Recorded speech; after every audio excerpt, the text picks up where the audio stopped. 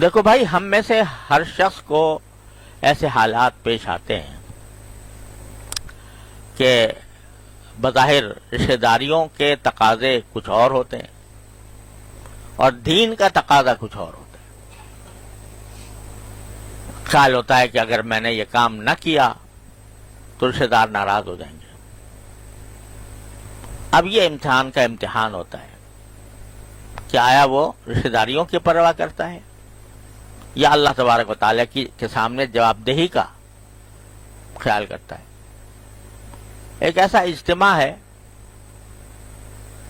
ایسی مثلا شادی کی تقریبات ہیں اور اس میں پتہ ہے کہ اس میں گناہوں کا ارتکاب ہونا ہے، تو اب وہاں دو تقاضے ایک دم سے ٹکراتے ہیں۔ ایک تقاضا یہ ہے کہ بھائی میں نہیں جاؤں گا تو وہ لوگ ناراض ہو جائیں گے۔ فرض کرو آج کل ایک عذاب آیا ہوا ہے کہ جتنی شادیاں ہوتی ہیں، جتنی تقریبات ہوتی ہیں، وہ مخلوط ہوتی ہیں، مرد و عورت سب گڑبڑ، اور مخلوط بھی اس طرح نہیں کہ بھائی بعض اوقات عورت مرد جو ہیں وہ ایسے ہی اتفاقیہ مل گئے، بڑے بن سنور کر، بڑے زیب و زینت کے ساتھ، بڑے سنگھار کے ساتھ خواتین جاتی ہیں۔ اسی لیے جاتی ہیں کپڑے دیکھیں ان کے لوگ، اسی لیے جاتی ہیں کہ ان کا میک اپ دیکھیں کیسا کیا ہوا ہے، اسی لیے جاتی ہیں، اور مرد وہاں پر موجود ہوتے ہیں اور گڑبڑ ہوتے ہیں۔ تو یہ ایک ایسی بلا ہے، سی وبا ہے جس میں اللہ تعالیٰ کے احکام کی سری نافرمانی۔ اب ایک تقاضا رشتہ داری کا ہے کہ بھئی اگر نہیں جاؤں گا تو یہ ناراض ہو جائیں گے، یہ ہم سے بدظن ہو جائیں گے، ٹھیک ہے؟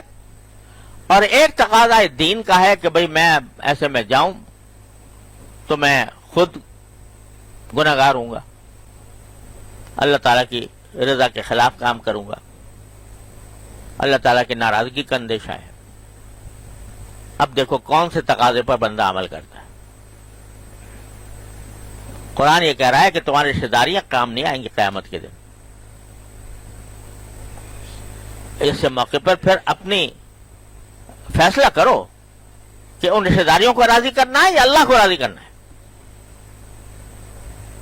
تو اگر رشتہ داریوں کو راضی کرنا ہے تو ٹھیک ہے، پھر قیامت میں بھی انہی سے معاملہ کر لینا کہ ہمیں بچا لو آگ سے، اور اگر اللہ کی رضا پر عمل کرنا ہے تو پھر تھوڑا سا حوصلہ کرنا ہوگا۔ اب حوصلہ کرنے کے معنی بھی یہ نہیں ہے کہ ان سے لڑائی مول لے لو، یہ ضروری نہیں، لیکن خود شرکت سے یہ ظاہر کر دو کہ ہم ایسے اجتماع میں شریک نہیں ہوتے، پہلے چلے جاؤ، ان کو مبارکباد دے دو، بھائی شادی ہونے والی، ہم دعا کرتے ہیں اللہ تعالیٰ اس کو کامیاب بنائے، لیکن ہم تقریب میں نہیں آئیں گے۔ اگر کچھ لوگ اس پر ڈٹ جائیں تو اس بلا کو روکا جا سکتا ہے، لیکن کیونکہ ڈٹتے نہیں تو لوگوں کو ہے کہ ٹھیک ہے آنا تو ہے ہی، ان کو زبردستی آئیں گے، لہذا ہم تو اسی طرح کریں گے، مخلوط شادیاں کریں گے، اس میں گانے بجانے ہوں گے، اس میں بے پردگی ہوگی، تو اس کے اوپر کوئی داروگیر کرنے والا نہیں ہے۔ تو بھائی اگر اللہ میاں کو راضی کرنا، اللہ تعالیٰ کو راضی کرنا ہے، قیامت کی فکر ہے، آخرت کی فکر ہے، تو پھر یہ کہہ دو کہ بھائی یہ عمل ہمیں منظور نہیں۔ وہاں تو کفر تھا نا حضرت ابراہیم کے مقابلے میں، تو کہہ دیا عداوت ہے، بغض ہے۔ اب ہمیں تم سے عداوت نہیں، بغض نہیں، لیکن ایک ناجائز کام میں ہم تمہارے ساتھ شریک نہیں ہوں گے، سمجھے نا؟ نرمی سے کہہ دو، حتی الامکان پیار سے کہہ دو کہ بھائی یہ کام ایسا مت کرو، گناہ ہوگا، اور پھر بھی نہ مانے تو کہہ دو بھائی ہم شریک نہیں ہو سکتے، اور نتائج کو اللہ کے حوالے کر دو. ربنا علیک توکلنا و الیک انبنا و الیک المصیر. اے ہمارے پروردگار، ہم نے آپ ہی پر بھروسہ کیا ہے، آپ ہی سے رجوع کرتے ہیں، آپ ہی کے پاس لوٹ کے جانا ہے. مانگ لو اللہ میاں سے.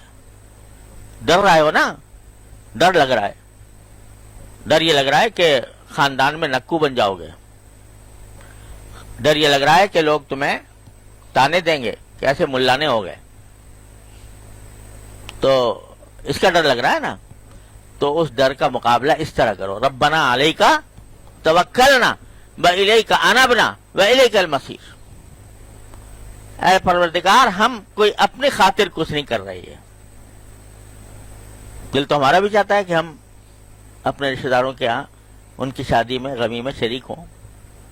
دل تو ہمارا بھی چاہتا ہے کہ ہم تقریب شاندار ہو رہی ہے، اس میں جھنڈیاں لگی ہوئی ہیں، اس میں روشنیاں ہو رہی ہیں، اس میں لوگ بن سنور کے جا رہے ہیں، ہم بھی جائیں.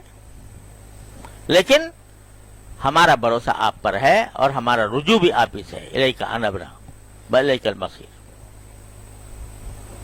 تو یہ دعا سکھا دی ہر ایسے موقع کے لیے جبکہ انسان کو دنیا میں کسی دوسرے سے سابقہ پڑے اور اس سے علیحدگی اختیار کرنی ہو دین کی خاطر. علیحدگی کے معنی یہ نہیں کہ قطع تعلق کر لیں، علیحدگی کی معنی یہ کہ اس گناہ میں شریک نہ ہو. تو اس وقت اللہ میاں کو پکار کے تو ربنا علیک توکلنا و الیک انبنا و الیک المصیر. اور پھر اس کا اگلا جملہ یہ ہے کہ ربنا لا تجعلنا فتنة للذین کفروا. اے ہمارے پروردگار، ہمیں تختہ مشق نہ بنا ان کافروں کا. یہ حضرت ابراہیم علیہ السلام فرما رہے ہیں، کیونکہ خطرہ تو ہے نا کہ جب ہم نے ان سے ساتھ باقاعدہ دشمنی کا اعلان کر دیا تو وہ ہمیں ہر طرح سے تکلیفیں پہنچائیں گے. تو اللہ ہمیں ان کا تختہ مشق نہ بنا، ان کے لیے ایسا نہ بنائے کہ جو ہمارے اوپر وہ ظلم کریں، ستم کریں، تو ان کو اس کی قدرت عطا نہ فرما. اور اس میں اگر ہم سے کہیں بھول چوک ہو گئی، آپ کے اوپر بھروسہ کرنے سے دل ڈرنے لگا، سہمنے لگا، تو واغفر لنا ربنا، تو اے پروردگار ہماری مغفرت بھی فرما دیجیے گا. انک انت العزیز الحکیم. آپ ہی سب پر غالب ہیں، آپ ہی سب کے حکمت والے ہیں. تو بھائیو، یہ آیت اور یہ سورت جو ہے یہ پوری اسی مقصد کے لیے اللہ تعالی نے نازل فرمائی ہے کہ جو لوگ اللہ کے راستے سے ہٹے ہوئے ہیں، چاہے کفر کے ذریعے اور چاہے فسق کے ذریعے، گناہ کے ذریعے، ان کے ساتھ تمہارا معاملہ کس طرح ہونا چاہیے. ان کی رعایت کر کے